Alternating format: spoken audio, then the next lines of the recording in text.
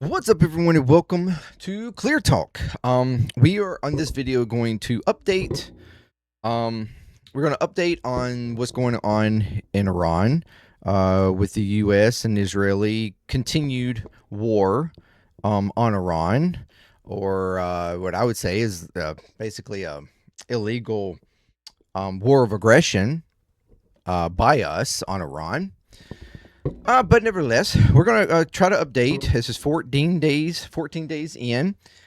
So 2 weeks. We're getting ready to start the third week of this of this conflict, and I want to try to give updates on that, and then talk about and show you where a U.S. former colonel is talking basically about how his thoughts on this war, how our administration is basically like Adolf Hitler, and and then also the possibility around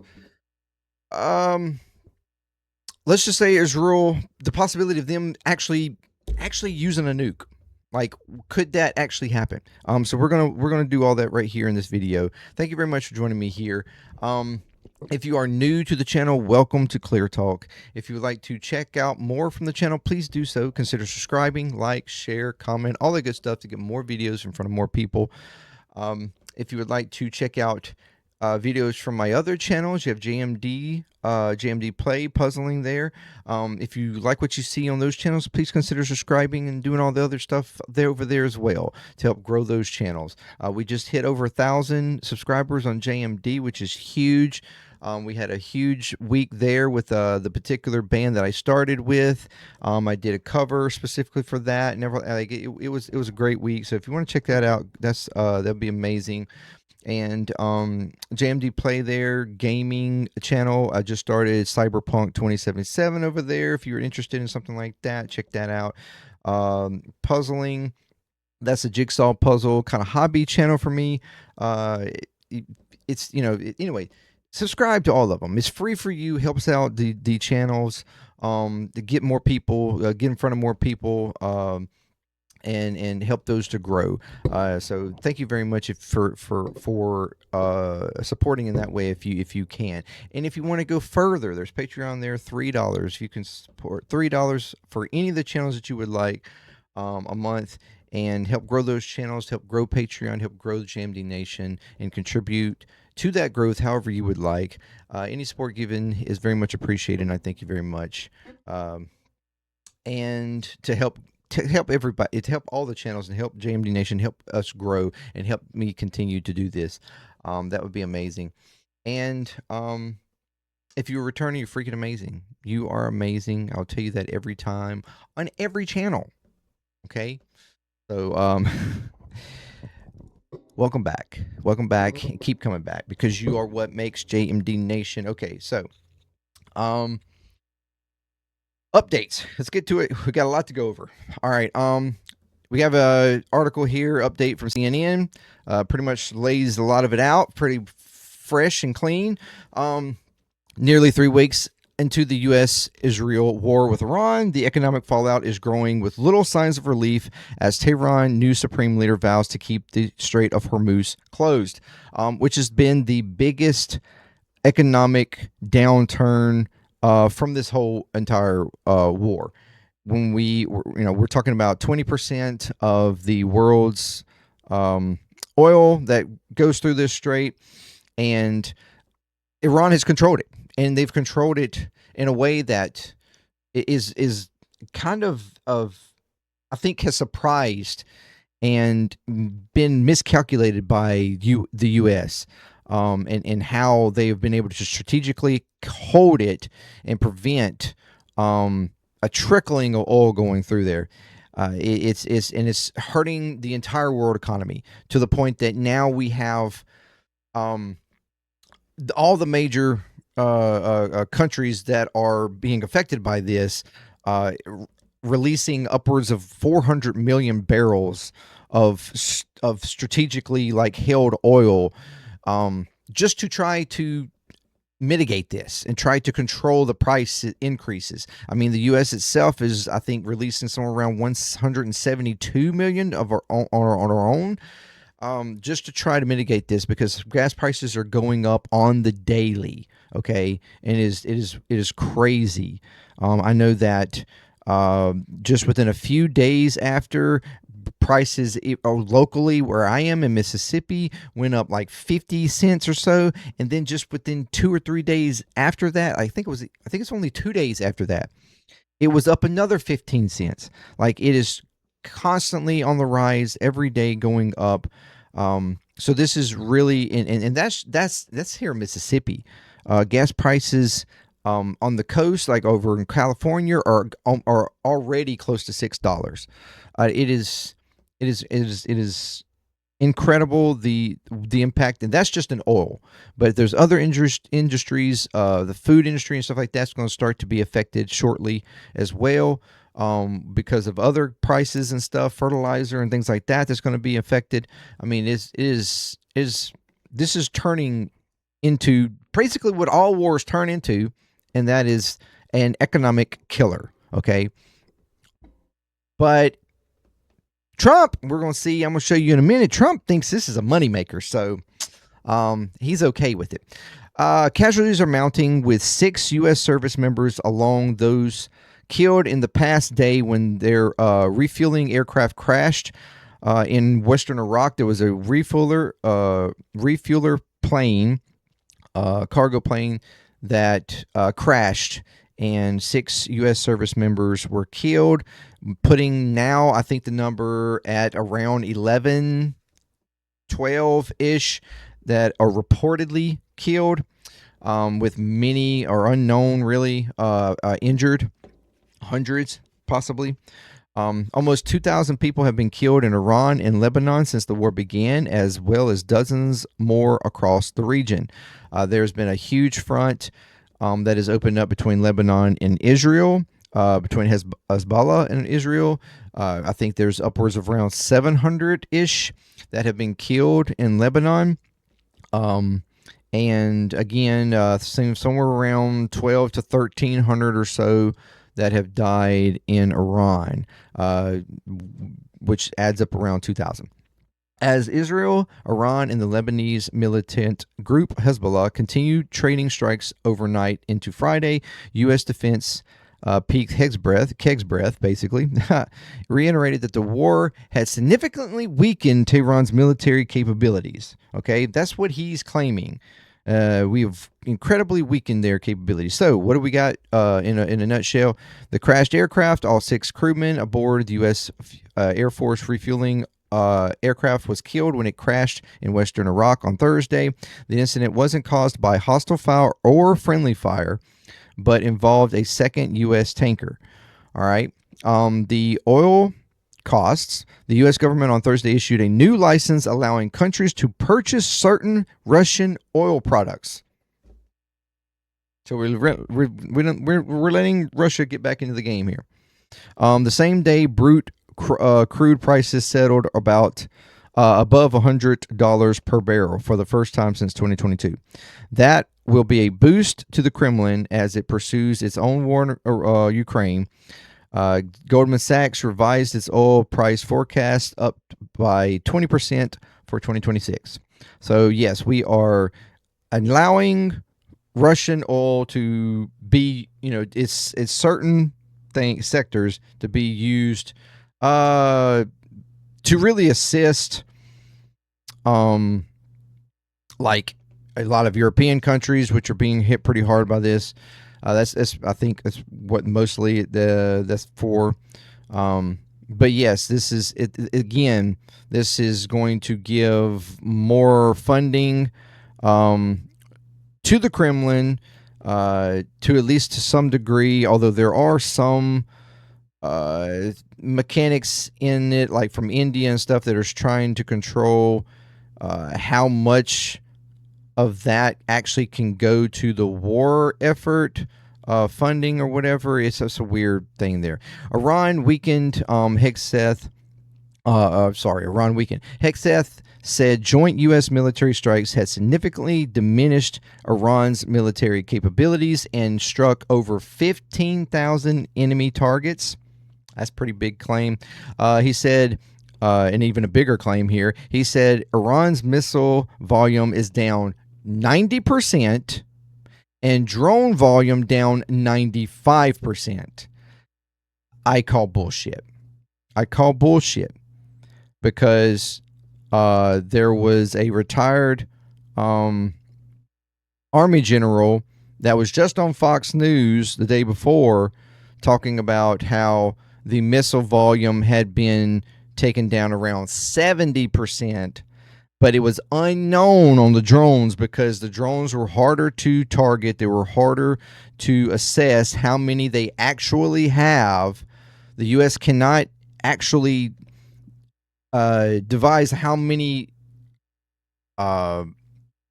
drones that Iran actually has, like still in, because they have them all over the place in caves and other underground facilities and stuff. They're moving them all around, not to mention the fact that they have the capability to produce these things on the daily if they need to, and like hundreds of them a day. So it's there, and I think their number was already upwards of around 80,000 drones that they had, and so him saying that their volume is down 95% is just complete bullshit, which we've known this administration has lied over and over and over and over again, and Hegseth is not an exception to that in any kind of way.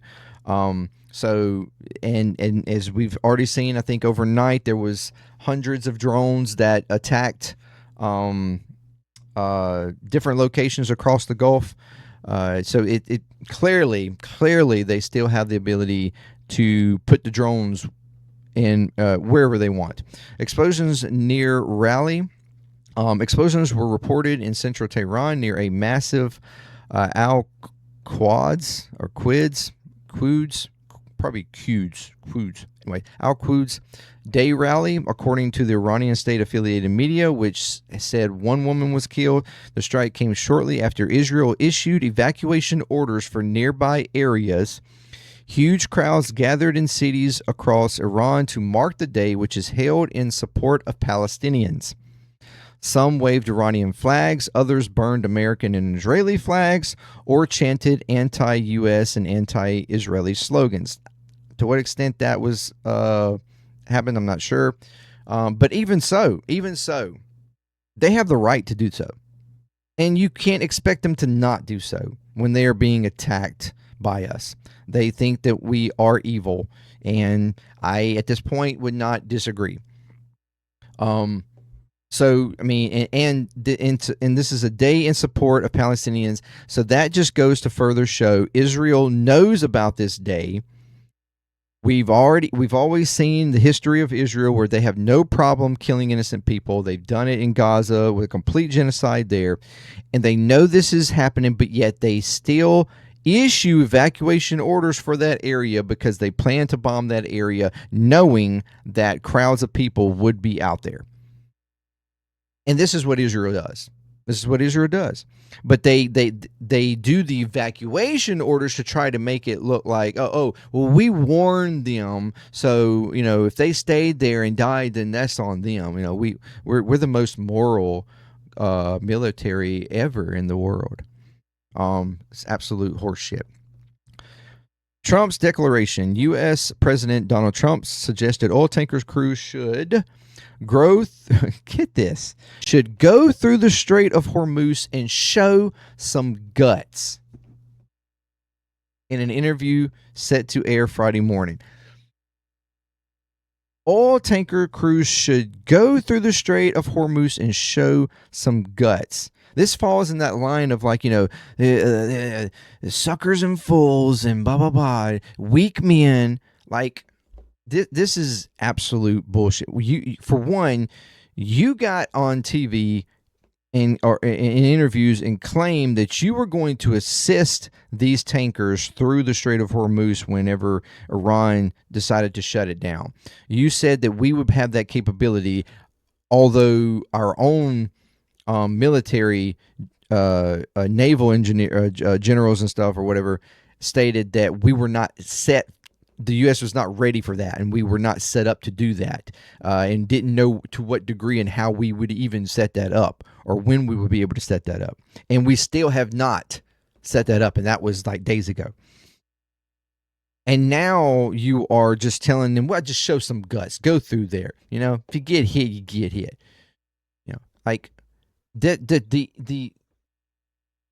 the balls on this guy to say this when he's probably set up in the Oval Office or Situation Room in Washington or whatever, or possibly more than likely sitting up in his little hotel or his little Mar-a-Lago down in Florida, chilling and having parties and everything down there. I mean, it's absolutely ridiculous.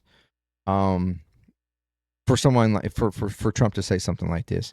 At least 16 oil tankers, cargo ships, and other vessels have been attacked in and around the Strait of Hormuz, the Arabian Gulf, and the Gulf of Oman since the war began 2 weeks ago, according to the UK's maritime agency.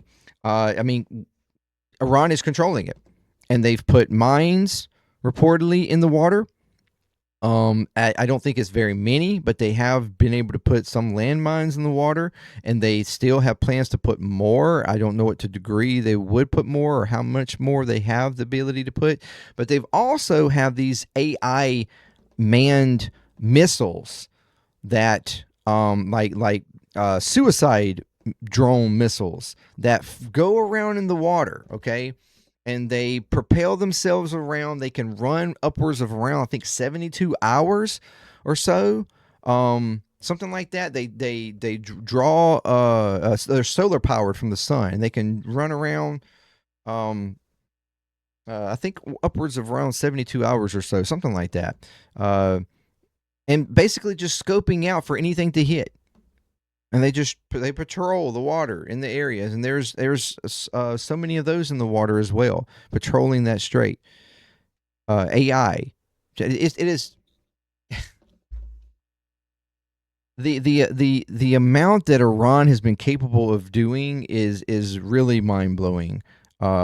Against the greatest military in the world, it is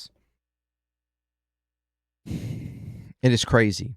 On top of that, there was also a cyber attack yesterday, or the day before yesterday, on a huge medical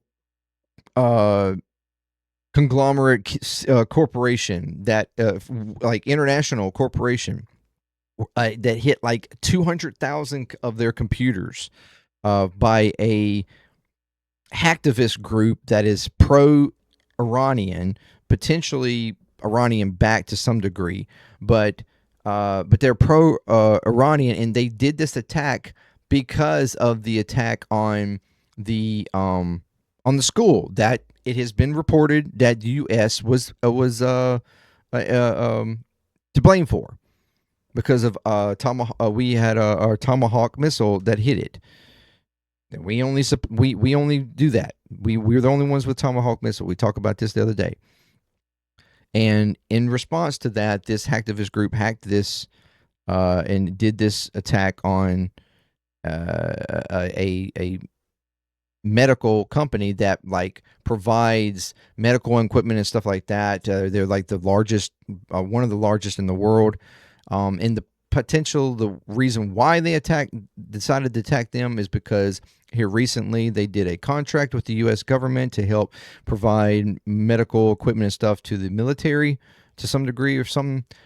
So that pretty much probably has put the red flag on them. And then on top of that, it is also thought that this hack group already had hacked into some of our secure systems, government systems, before the attack, our initial attacks even happened. So they already knew about certain things and have found certain information, and then on top of and so it's already thought that they may have had been in this medical system for a while before they even decided to do the attack. Like it was potentially, I guess, planned. Like if something was to crazy happen, that they were going to attack this particular company, and lo and behold, we bomb a girls' elementary age school, killing 165 little girls, and what do you know? It gets attacked. Erasing computers, erasing phones connected to them, erasing like it was a crazy. It was one of the largest hack cyber attacks in history. It's amazing, and this Supreme Leader's message, a statement read out on Iranian state TV on Thursday and described as, I guess, is Mojaba, maybe. Khamenei's first message as Iran's new supreme leader warned that the Strait of Hormuz would remain closed as a tool of pressure, though the Iranian ambassador to the UN claimed otherwise just hours later. Hegseth later called the written statement evidence that the new supreme leader is desperate, scared, and injured. What we do know is he was injured in the initial blast. He was one of these few survivors that killed his father and mother and sisters and a lot of family members and other leadership and stuff. He is one of the few that's apparently survived. He is recovering from injuries. And this message was delivered by a representative of his, not actually him. He has not been seen so far in public or in any kind of pictures or video or anything like that. But this message was delivered by a representative where he was stating that it would remain closed and that they were basically going to continue to fight in response to, his father being killed. Asian stocks down. Of course, this is, overnight. Global markets are falling. Of course, the boon to Russia, because European leaders criticized the Trump administration for temporarily easing some sanctions on the Russian oil. Ukraine's Volodymyr Zelensky said the decision certainly does not help with peace. German Chancellor Friedrich Merz said he wanted to ensure Russia does not exploit the war in Iran to weaken Ukraine, while French President Macron said Russia was mistaken if it believed the war in Iran would ease the pressure. So you have this happening to open up the markets a little bit to help with, to Russia, although the concern and criticism is this is going to assist Russia, or they're going to think this is going to give them some assistance in being able to gain some favor in the war that they have still going on against Ukraine. But you have here your European leadership saying we're going to step up and make sure that this doesn't give Russia some false sense of security or something. So yeah, that's interesting. Strikes on Israel. A fresh wave of missiles were launched at Israel early Friday, injuring 2 people and damaging buildings in the country's north. Earlier, Iran said that it was firing missiles at Israel and that Hezbollah had launched a simultaneous, I don't know why I just glitched on that, simultaneous attack from southern Lebanon, according to Iran state media. And still able to attack Israel, still able to attack a lot of other locations, and still have, as much as Israel has attacked Hezbollah in Lebanon, Hezbollah still has the ability to launch missiles. If you haven't seen the desperation or the determination of Iran or these groups that are in support of Iran and back Iran,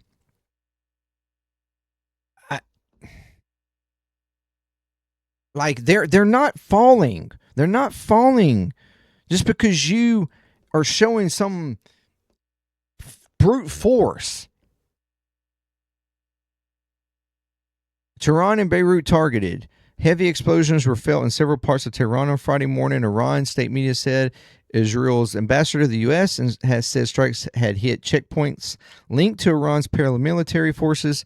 Israel also expanded operations targeting Hezbollah in Lebanon late Thursday night, including the capital of Beirut. Mass evacuation orders in Lebanon could push the number of displaced people to more than 1 million within the next few days. Regional strikes. Gulf states repelled fresh Iranian attacks on Friday morning, with explosions heard in central Dubai as air defenses intercepted a projectile. Saudi Arabia also intercepted dozens of drones, while sirens sounded in Bahrain. NATO air defenses intercepted a missile over Turkey. This is the third over Turkey. They've been trying to be calm over Turkey for the most part because they want to keep, Iran wants to keep some like semblance of potential work in the future with Turkey. Not to mention Turkey has a pretty capable military themselves. So they don't really want Turkey to get involved. That would certainly hurt them.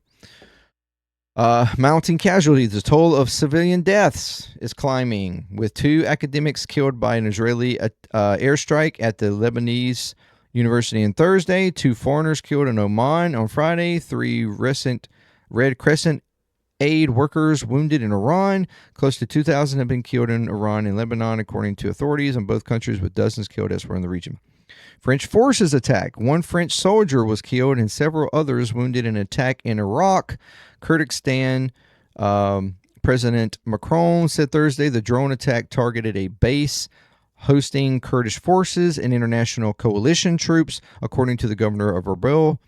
There was no immediate claim responsible, but afterwards, an Iranian-backed militia in Iraq threatened to target French interest in Iraq and the wider region. So that's these, Iraqi militias that are, again, support Iran. They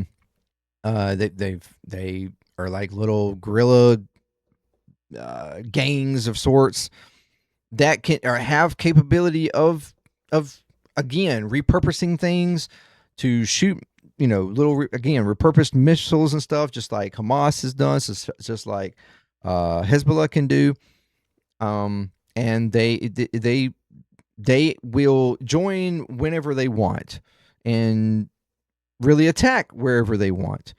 And so that's, again, there's another expansion there.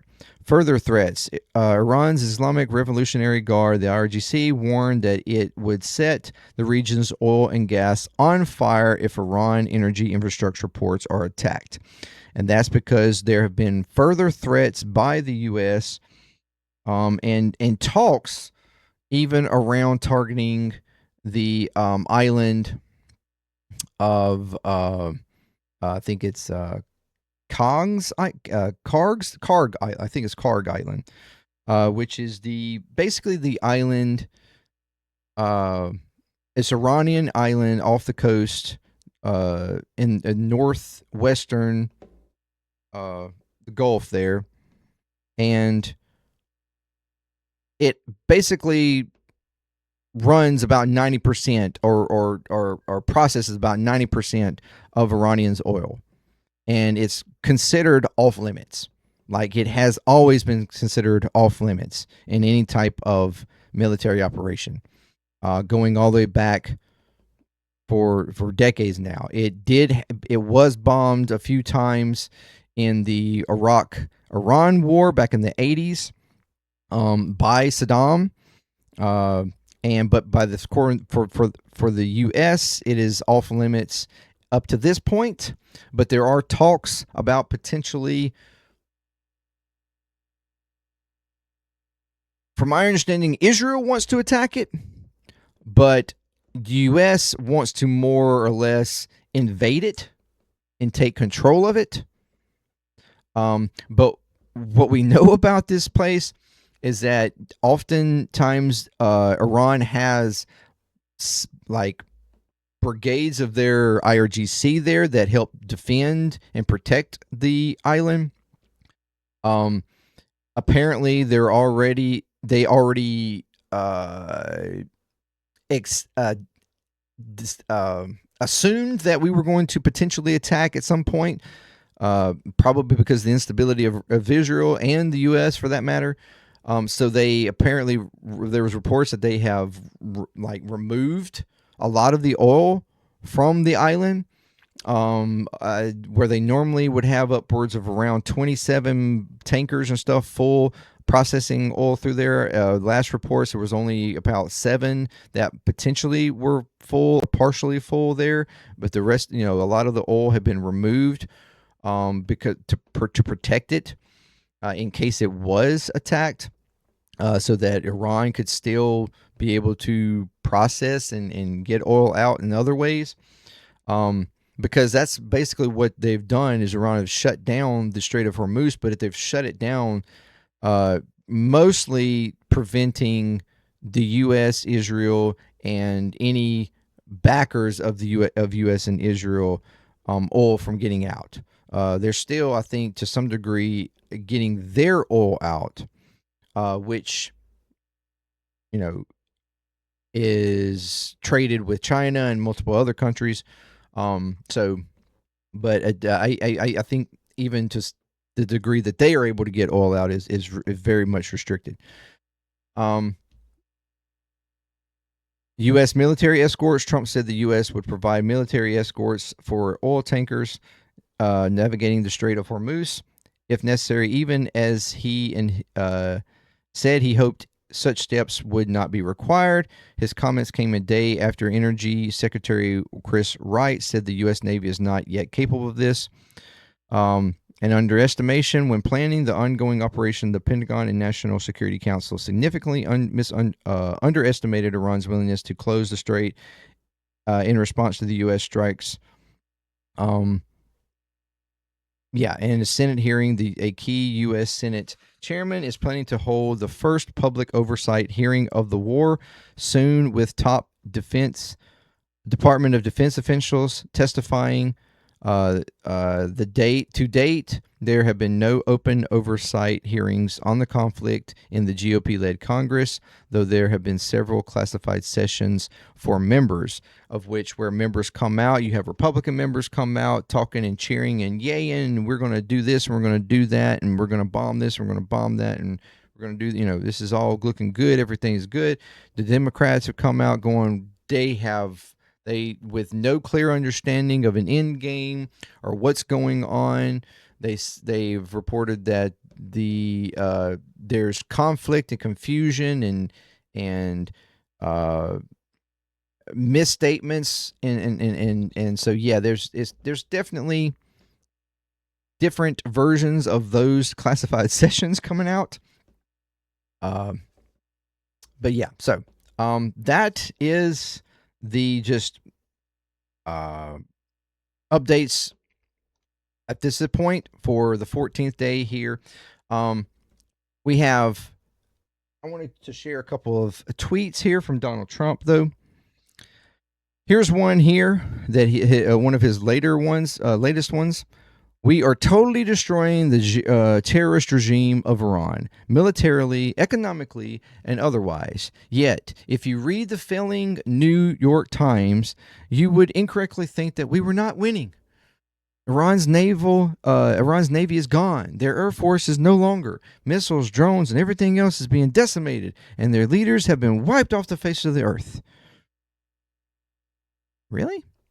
Have they?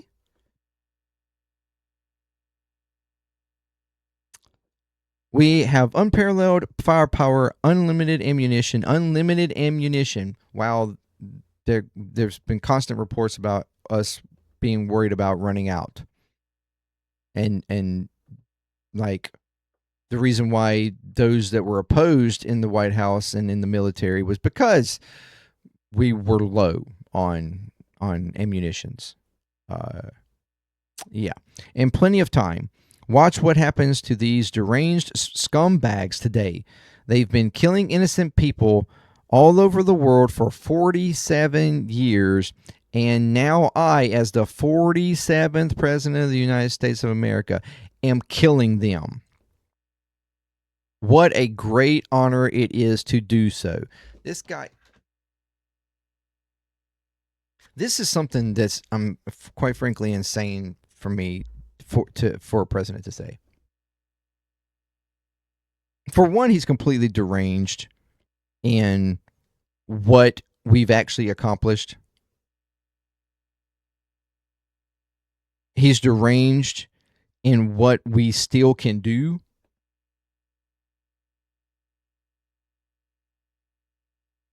And enraged at what Iran still can do.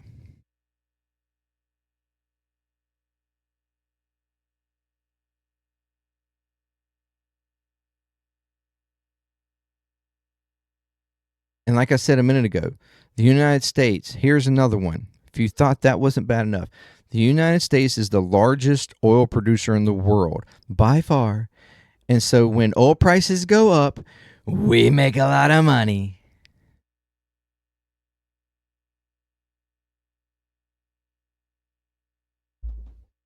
This is your president. This is your president. Your president has said and ran on lowering prices all across the board to help out American people, help out his ardent supporters, to make America great again. And here he's stating, when oil prices go up, we make a lot of money. This man, all he sees is dollar signs. That's all he sees. And everything that he does and every policy that he accepts or defends or allows, whatever, however you want to look at it, it's all about dollar signs. It's all about dollar signs. How can he make himself money? How can he make his buddies money? How can he make these rich CEOs and stuff who support him money? That's all it's about. That's behind everything he has done. It's about dollar signs for him and his rich friends. But as far as great interest and importance to me as president is stopping an evil empire, Iran, from having nuclear weapons, something we've already discussed they weren't having, and destroying the Middle East and indeed the world.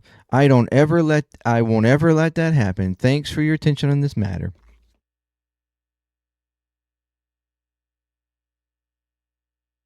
Here we have a U.S. colonel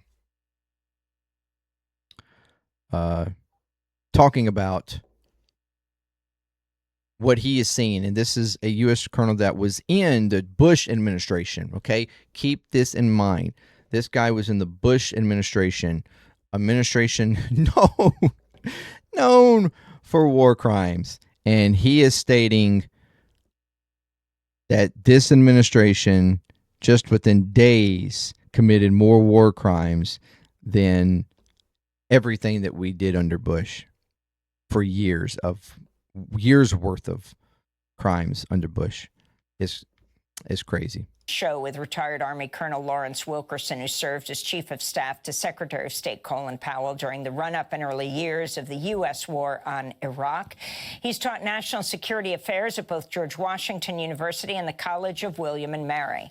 Colonel Wilkerson, welcome back to Democracy Now! Can you respond to what has taken place over this last 11 days, starting with the diplomatic talks in Geneva between Iran and the United States? And as those talks were just wrapping up, U.S. and Israel attacked Iran and killed the supreme leader there. Your response?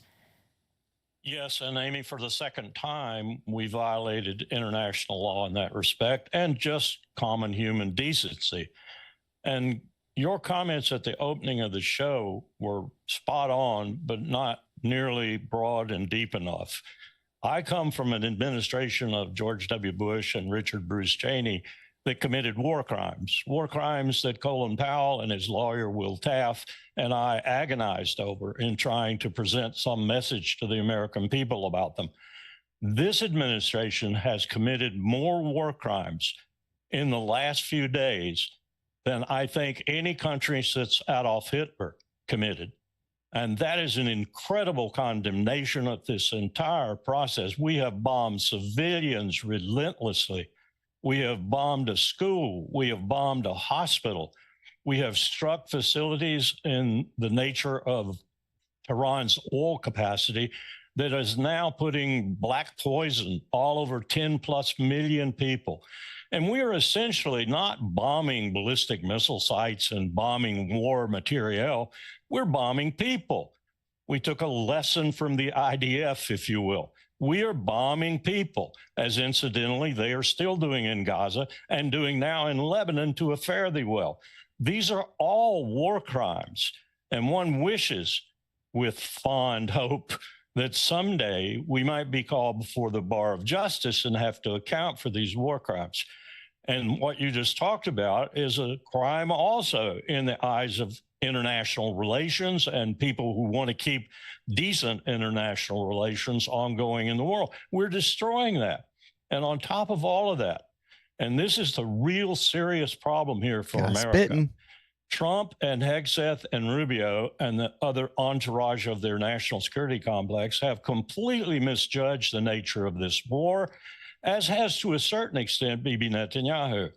This is a country as big as Western Europe with 93 million people, probably 90 million of whom will fight us to the bitter death, who live in terrain that almost killed Alexander the Great.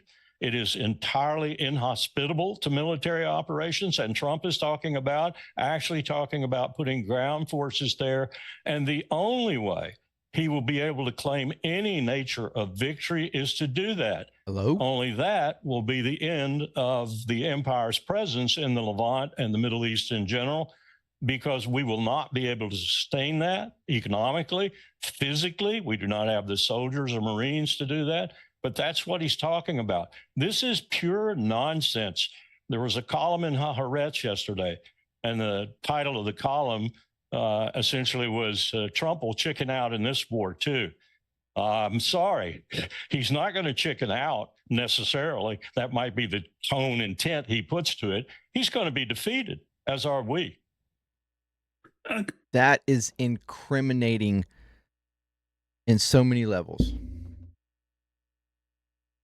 And revealing in so many levels. You have a U.S. former colonel that was under the Bush administration stating about the crimes of the Bush administration, war crimes, and that just in the fierce few days of this war on Iran, on our attacks, this administration committed more war crimes than all of the events, basically, of the Bush administration. That is wild. That is crazy. And he's right. All of the locations and attacks that we have done on schools, on hospitals, have been multiple hospitals that have been damaged. On residential areas, the park that we talked about, that Israel and AI, the use of their AI program determined just because of a name that it was called the police park, that it was a government installation, and so it was bombed. These is what we are using the arrogance and unstable, uncontrolled nature of Israel. We are ourselves using and doing this.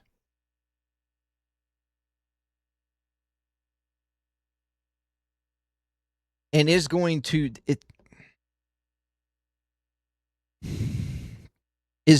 destroy.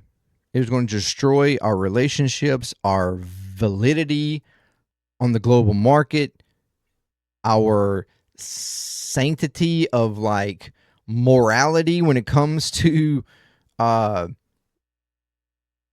entire argument around why the U.S. should be the moral peacemaker you know, uh, uh, uh, uh, greatness that everybody should look at, the influence of the world. Like, it's going to ruin all of that if it hadn't already been. And like he stated, we've underestimated the fervor of Iran, and how willing and determined they are to survive and to stay.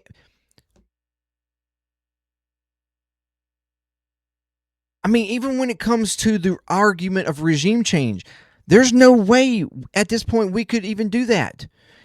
Trump keeps claiming that the war is over, but we're just days away from finishing things up, and that his original claim of regime change, and that they're not going to allow anything other than a different people being in charge, and all the we prefer this person or this person or this person, but oh, wait a minute, all these people at our second and third and fourth choices were all killed. And then all of a sudden, who actually takes control? The son of the one we assassinated, which by U.S. standards is not who we would approve of. So even in the argument of regime change, it's not happening. It's not happening. And even if Trump was to back out at this point and say, you know what, we're done, we've done what we came to do, what was that?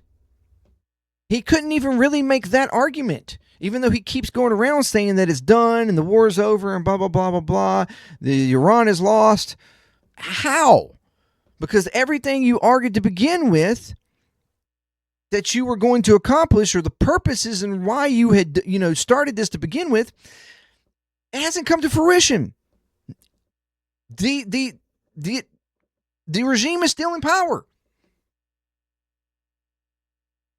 Iranians still hate us, if not more now. And now you have completely ruined. You have China and UK and other countries that are like, hey, everybody needs to stop the escalations. Y'all need to come back to the table. At this point, nobody's coming back to no fucking tables. Iran is done with that. And then, as he said, the argument of us putting boots on the ground, the region, the geographical makeup of Iran makes that almost impossible. And that is what has held them from that all these years. The whole southern and western areas of Iran is like mountainous. You're not going to just do an excursion of troops into the country like that. They'd have to be dropped in to certain positions and places, and put them basically in the middle, surrounded by all sides of enemies. It's just not feasible. More than likely, part of the reason why even the Kurds didn't want to do this. We were supposedly reports early on where we were trying to give arms and stuff to the Kurds to be able to, and have them do an incursion to try to help overthrow the regime. And the Kurds are basically like, yeah, no. Mm. And this is an enemy. This is an opposition people of Iran that would like to separatism. They would like to separate from Iran and have their own country. They want to separate from there because parts of them in Iran, parts of them in Turkey, and they want to separate from both because they are enemies of both Turkey and Iran. Like opposition, not enemy. Enemy is kind of a harsh word, but opposition. And they want even they were like, nah, we're not doing that, because they know that would be against their best interest and would be damn near a suicide attempt. You can't just do that. As he stated, if we put boots on the ground, that's it. We will it will hurt America more to do that. There will be casualties like crazy. This war is already not accepted by the American people. If we put boots on the ground, you're talking about an uprising in America that I don't think we've seen in decades. While you have Lindsey Graham out there on Fox News talking about he was going to go back to his state and ask and suggest for his constituents to send their daughters and sons to go fight for Israel. Get the fuck out of here. I will always support Israel to my dying days. This is what U.S. senators are saying. U.S. Republican senators are saying. Republican senators that are defending and protecting Israel. Republican senators who have Israeli flags outside their fucking offices instead of American flags. These guys, these people are supporting this war solely for Israel. This is all about Israel, for Israel. This is not a war for the American people.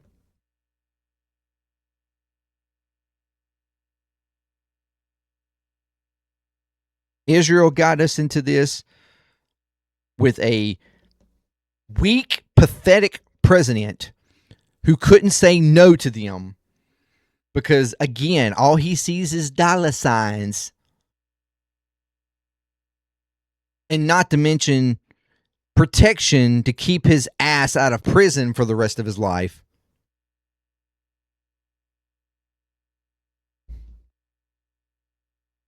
Absolutely ridiculous. Colonel, I wanted to ask you, we played that clip with Trump talking about all the damage that Iran has sustained, but there's been very little acknowledgement by the U.S. military or the White House to the enormous damage that has occurred to the U.S. military footprint in the Middle East for decades. All of these bases and a radar, multi-billion-dollar radar, were established throughout the region. And what's your understanding of the nature of the damage that has occurred to all of these bases, not just among we've had Gulf states, countless stuff but damaged. also even in Iraq and other places of the Middle East? Yeah, that damage is enormous. And I think what you're witnessing right now is the initial steps of the empire, the American empire's retreat from the Levant and the Middle East in general. I don't think we're going to be able to sustain our presence there after what's going to happen here, particularly if we stay at this for a long time and really do take significant casualties. We're already taking more casualties than people know about because the media is not being apprised of them.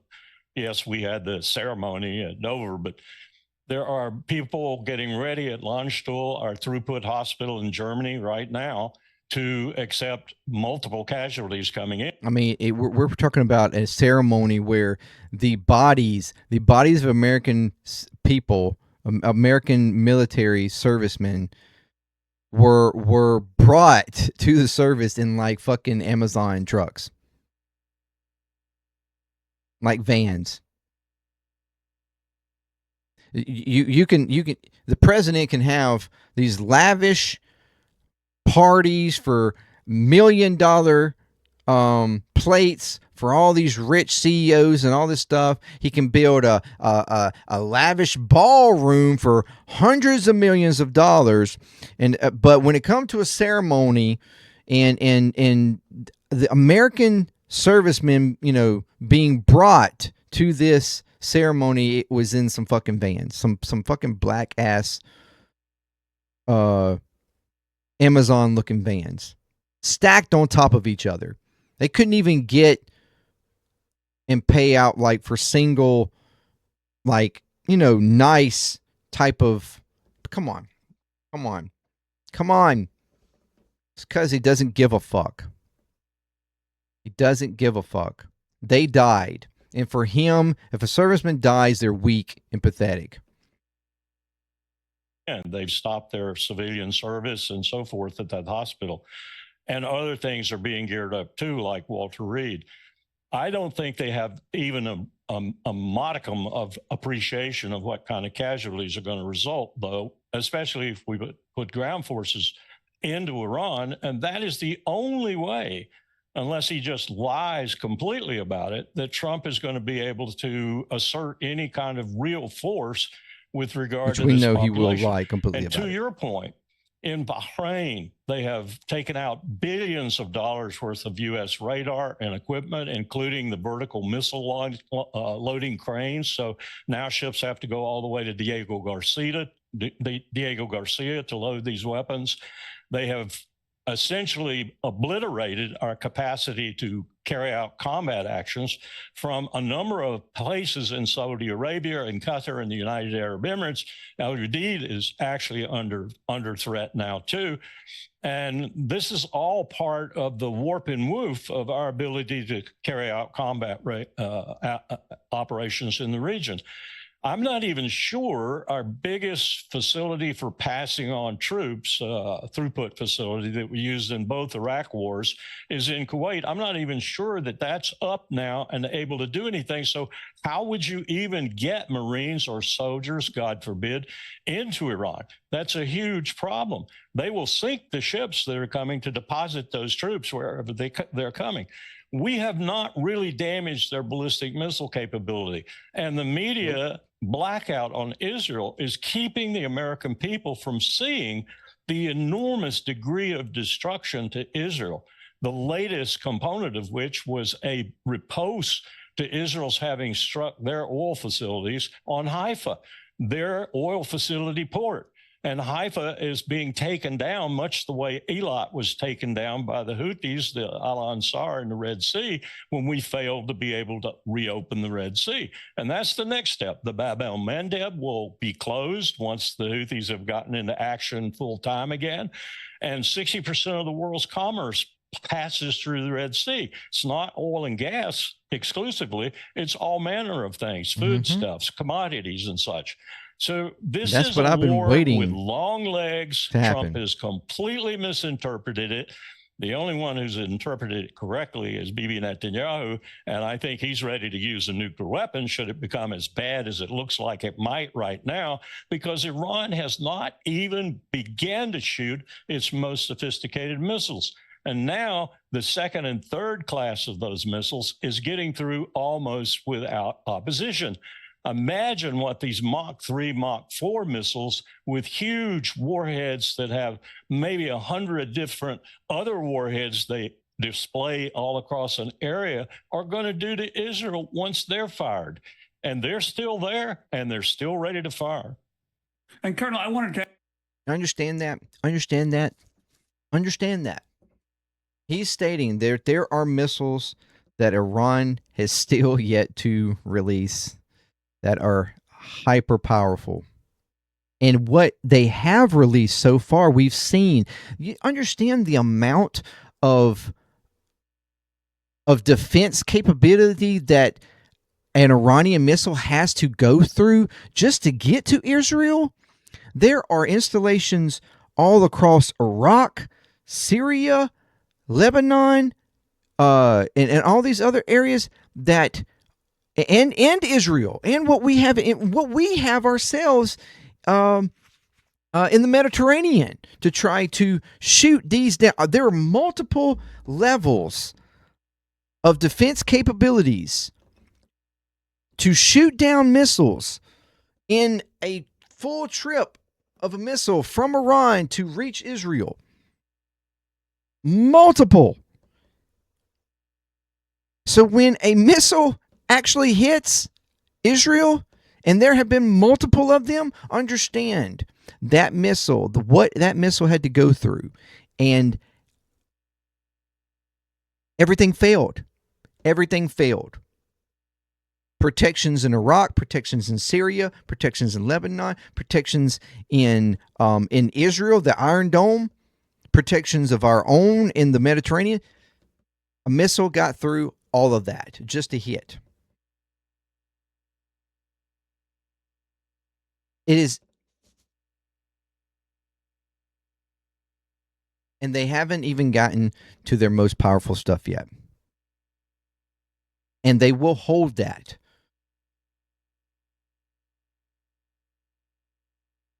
Because ultimately, they don't want to just come out the gate with the big shit. Just like the U.S. again. The U.S. more than likely hasn't either.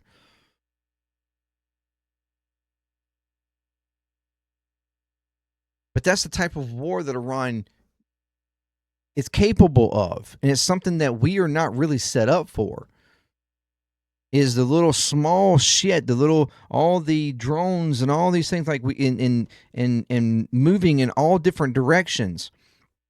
That's the reason why the Middle East, the Middle East is such a hot pot for like, and the reason why we have not really went to war with Iran, because there is such critical infrastructure, such critical trading and agency all throughout all these countries for the entire world. And to disrupt that and the capability of disruption, Iran has been super strategic and smart in how they have laid out and what they have targeted. And again, the one that I just stated a minute ago, I'm waiting for is when the Houthis are going to decide to get involved. Now, they were very much hurt quite a bit and disrupted before when they were making all the actions on the Red Sea and the U.S. made a few strikes on them. There was a lot of stuff happened there. Then I think there were some other strikes that happened a little bit after that, that caused diminished the Houthis to a large degree, but it doesn't mean that they don't have the capability, just like Hezbollah, just like Hamas, or just like the Iraqi, guerrilla groups there. They have the capability to restructure, and they have the ability to target in a very specific way. And I've just been waiting and wondering when that's going to happen. And the disruption that that's going to cause. I feel like we just have not seen anything yet. Like, what we've seen is not even close to what we could see. And his concern here is that Netanyahu is seeing it. Like, Netanyahu's concerns, which, he's going to be extreme anyways. But he's going to recognize that, or feel the pressure of them losing much quicker than Trump, because Trump's not going to like accept or reveal that we have lost anything. He's going to lie and fake until, it either actually rings true to some degree, or he just claims it and nobody believes him. But he's going to continue to claim it all the way. It doesn't matter. But Netanyahu, on the other hand, he will recognize and notice that our front is losing, and that we're ultimately not going to win in the way that the reasoning, even from the U.S. reasoning, even though his reason is completely different, in my opinion. And he wants complete regime change. He wants the complete removal of the Iranian government and everything. And matter of fact, I would argue that he probably wants the complete decimation of Iran.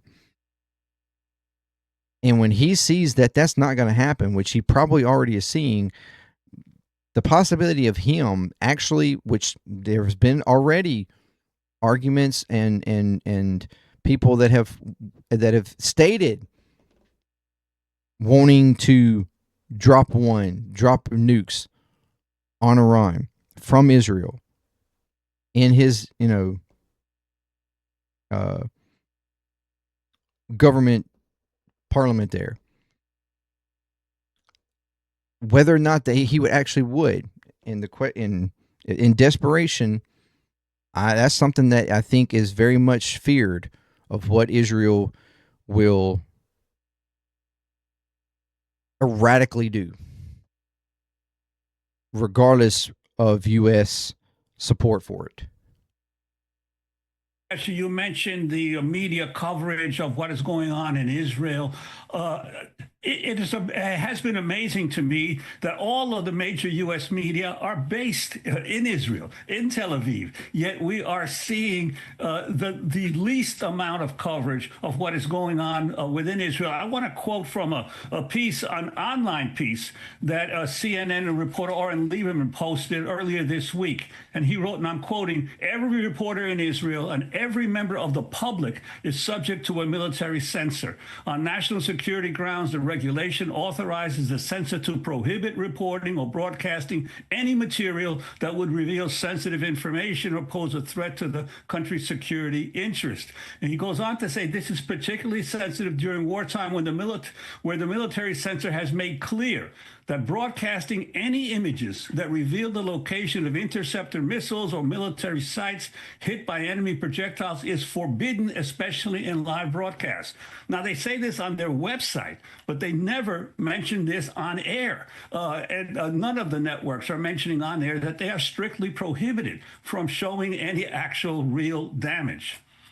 I'm wondering your sense of what the responsibility of the U.S. media. That's how Israel controls their media and controls the narrative of what's going on in Israel, Saudi Arabia, and how they're truly being affected. Iran, but not the direct hits that are occurring within Israel. I'll tell you what I told the senior editor to the Washington Post recently. I think it's abominable, the lies that the American mainstream media, both video and print, is telling the American people.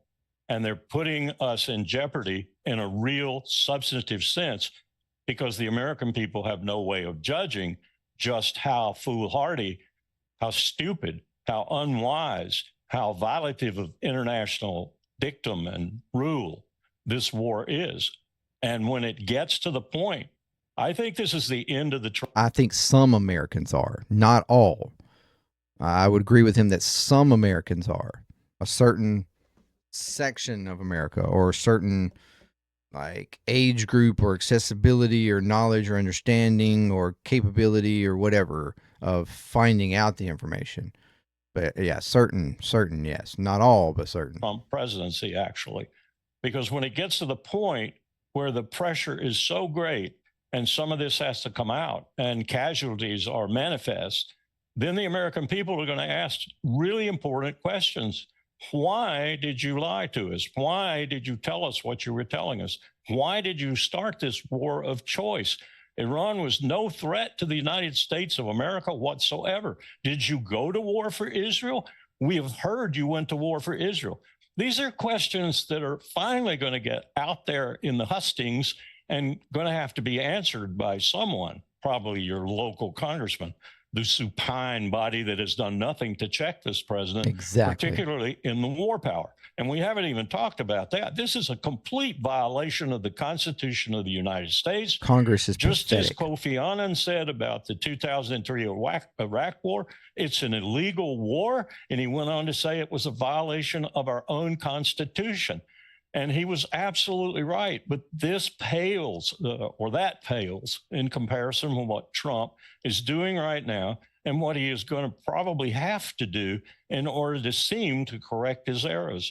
And I'm truly worried that this destruction of Israel is going to reach a point.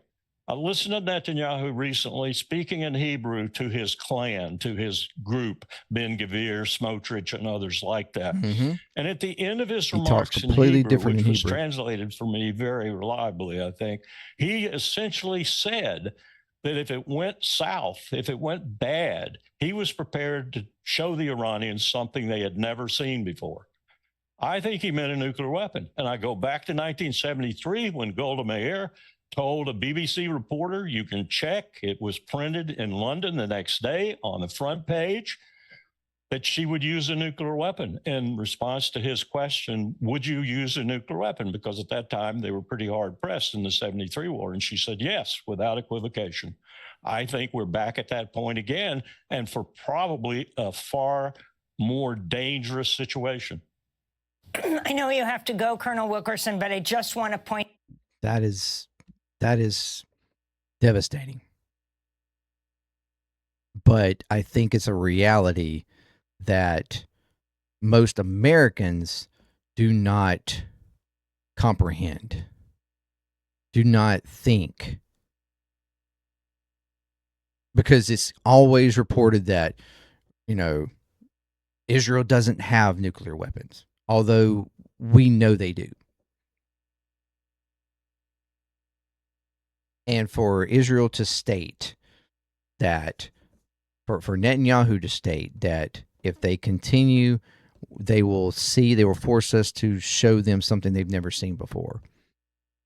And something that Israel has not shown to anybody is their nuclear capability.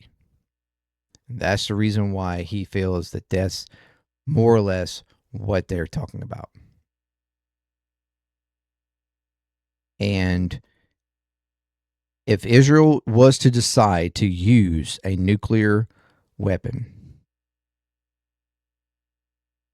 my concern and question also is to what degree the U.S. would be involved.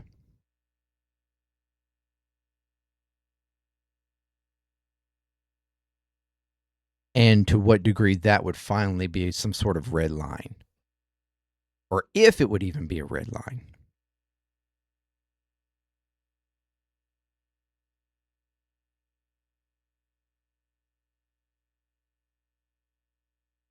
And the amount of destruction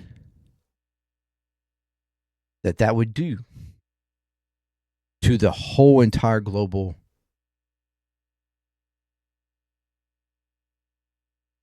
setup.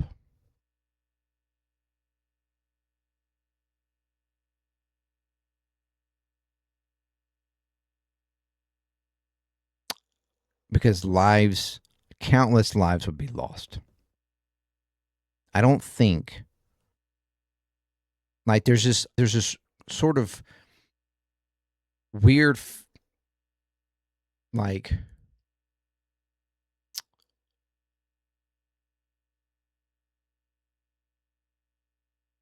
idea or sentiment that nobody would actually use a nuke. Like, the nuclear talk is thrown out there, oftentimes thought of like, oh, just this just talk. It's just blah blah blah blah blah. Nobody's ever going to do that,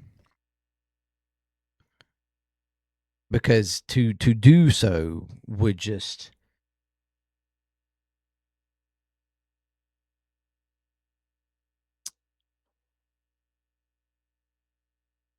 start something that nobody wants to see the end result of.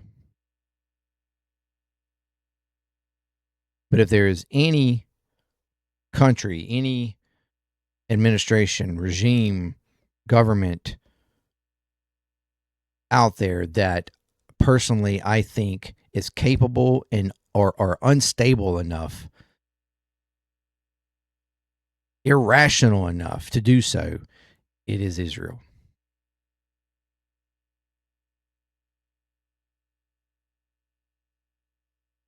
There's this U.S.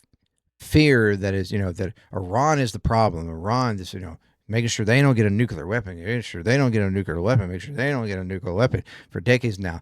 But we have not been concerned or worried about Israel because there's this feeling that we could control Israel. And while that may have been the past, we may have actually had control of Israel, but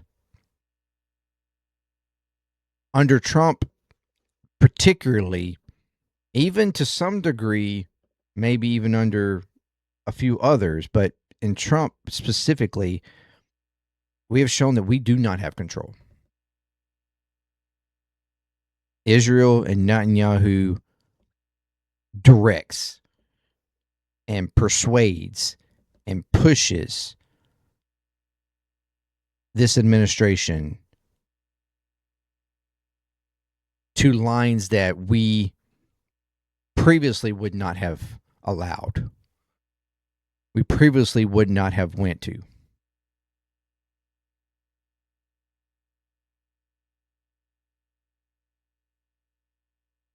And we are allowing them to do things that we,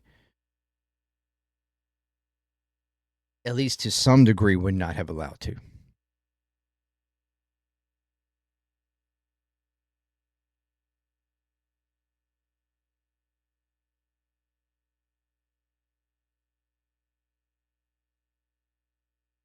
We are truly in some scary moments right now, with no end in sight, complete contradictive information and wording coming from multiple sources within the administration on what our purposes are, what's going on, numbers, and everything else that doesn't take a little bit of a Google search or any type of minimal research to find that that's not the case,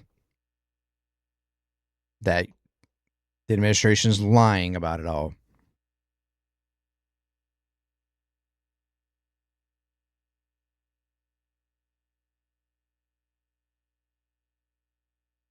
And that Trump has gotten himself into a corner that he honestly doesn't know how to get out of.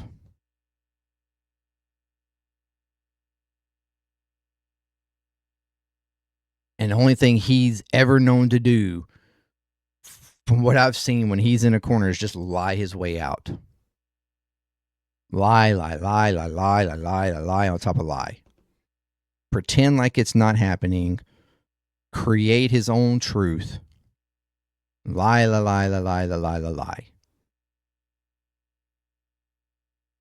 Until somehow he hopes that it just fixes itself somehow.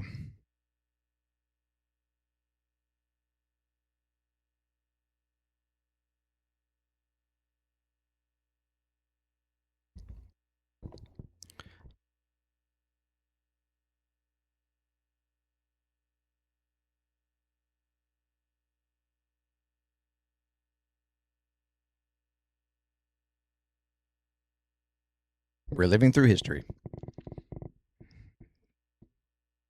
We're living through history. A history that I don't think any of us expected. Most of us did not want. I certainly never dreamed that I would see the actions of the last few years happen. After we have history to look back on and learn from, regrets,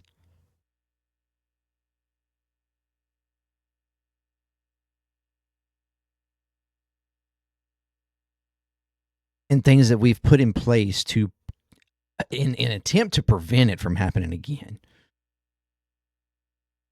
But yet here we are.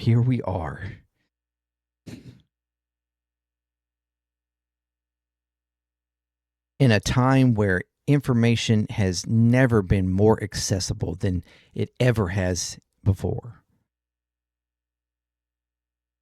The ability to understand and learn and have the actual, like,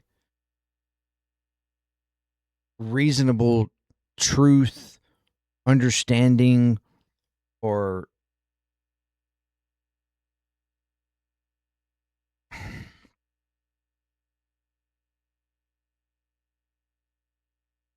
and yet we still allow for someone like Trump to be in power. We allow someone like Netanyahu to be in power. We allow people like Putin to be in power.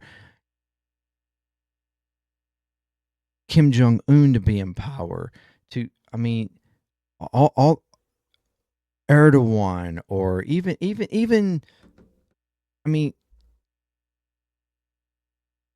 the likes of morons like Malay, or, I mean, there are so many people that we are allowing in leadership positions all across this world that are doing nothing but creating chaos,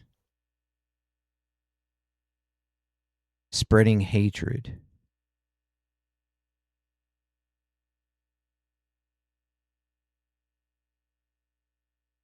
perpetuating the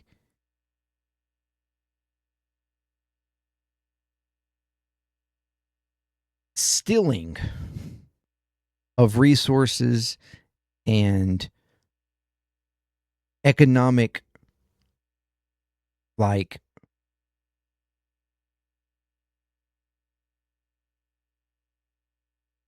prosperity of ordinary people all around the world.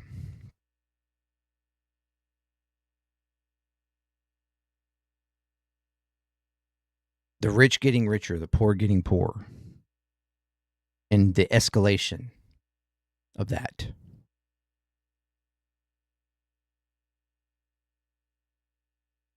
Allowing for a genocide.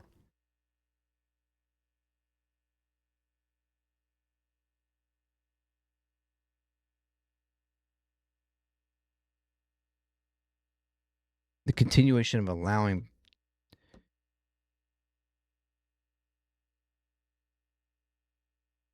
even rhetoric, even the audacity of these leaderships to just openly get on TV or in press releases or whatever, to just state so blatantly how they are going to,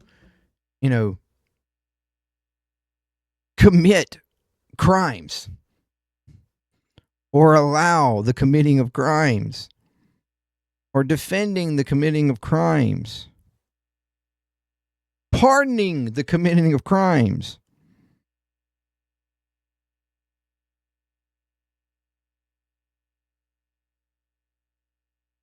And the potential decent leadership out there not having enough power or gall or balls or whatever to push back enough on it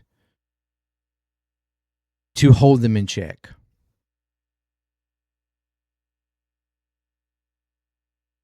Because I guess crazy motherfuckers will just be crazy motherfuckers, and how are you gonna,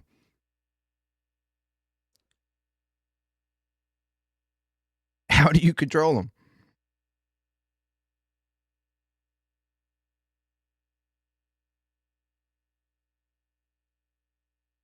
I don't know. We're living in a time right now that is scary,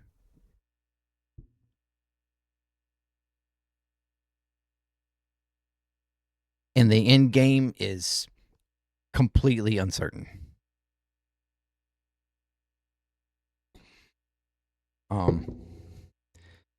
Thank you very much for joining me. Let me know what you think of all this. And until next time, peace. ClearTalk, I'm out.